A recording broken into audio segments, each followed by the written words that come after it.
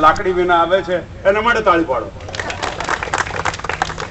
લાકડી વિના સોરી ખરેખર સ્વભાવબેન પાસેથી અમારા બેચમાં આવે, સેકન્ડ બેચમાં પણ એમની પાસે અમને ઘણું બધું, અમારી કંઈક ભૂલ થતી હોય તો તરત ક્યાં કે જે સાથે હાથ આગળથી લો છો પાછળથી લો, એટલે આવું આપણું માર્ગદર્શન મળી રહે છે. વડીલો છે, આજે વડીલો લોકોને ઘરમાં ઘણી વખત નથી જોતી, એટલે અમારા ગાર્ડનો કેમ ભરેલા રહે છે, કેમ યંગસ્ટરોને એવું થાય છે કે અમે આગળ, વડીલો કે અમે આગળ, એટલે સ્પર્ધા ચાલ્યા કરવાનું. બધાનો આભાર માનું છું જે હાજર રહ્યા છે દરેકનો.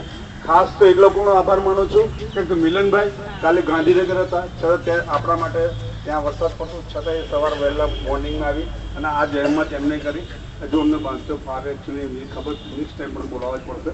અને બીજી વસ્તુ, બીજાનો આભાર માનું છું કે અહીંયા સાહેબ હાજર રહ્યા, અવસ્થિત સાહેબ, ઘણા બધા હાજર રહ્યા છે. નામ દઈશ તો મારો પારની અને આ બગીચામાં જે મને સાથનો સહકાર બધા આપે છે એ માટે બધાનો જ આભાર માનું છું.